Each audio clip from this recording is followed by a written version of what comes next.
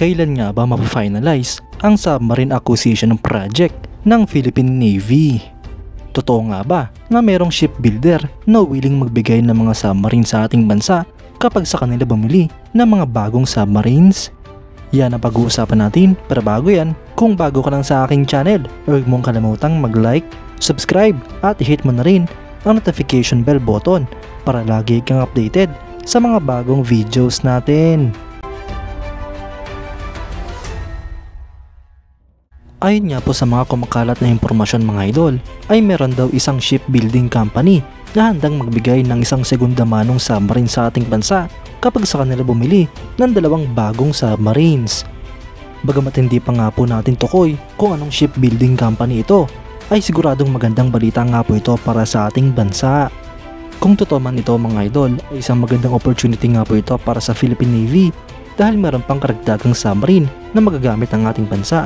At mapafamiliarize pa nga po ang mga personnel ng Philippine Navy kung paano mag-operate ng mga submarines. Ngunit hanggat wala pa nga pong opisyal na pahayag ang Philippine Navy, AFP at Department of National Defense, ay mag-focus lamang tayo mga idol sa 3 mga shipbuilding company na nag-o-offer sa ating bansa. Sa 3 submarine na ino-offer sa ating bansa mga idol ay nag-standout nga po ang S-80 Plus class submarine o mas kilala sa tawag na Isaac Peral class submarine ng Espanya. Dahil sa 3 mga submarine na ito mga idol, ang gawang Espanya na ito ang siyang pinakamalakas at pinakamalaking submarine sa lahat.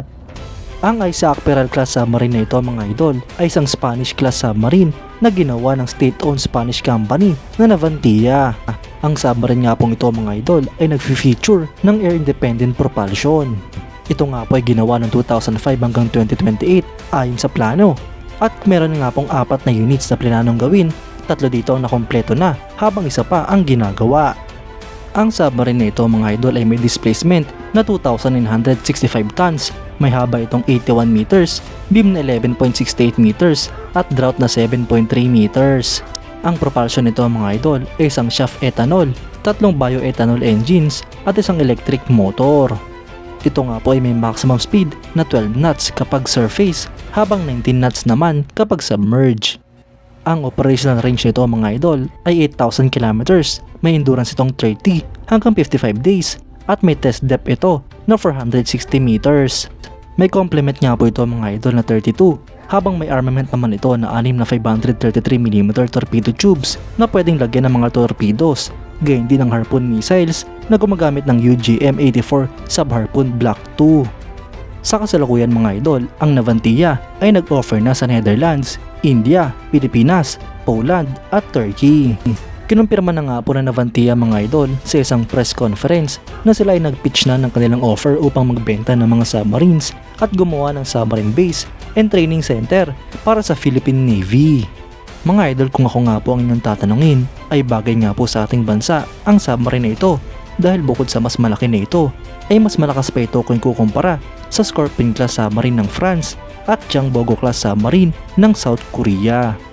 Ang tanging problema lamang dito mga idol ay mas mahal nga po ang submarine na ito kung ikukumpara sa 2 submarine na nabanggit. Kaya't ang challenge nga po para sa Philippine Navy ay hanapan ng pondo upang makabili ng ganito kalakas at ka-advance na submarine.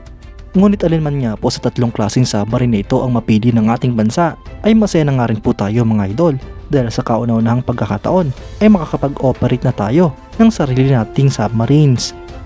Ito nga po ang kauna-unahang pagkakataon na makakapag-operate tayo ng ganitong klaseng kagamitan.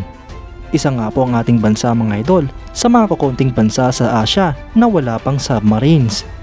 Kaya't kapag nagkaroon na nga po ang Pilipinas nito mga idol, ay mahahanin na nga po ang ating bansa sa mga bansa sa Asia na mayroong submarines.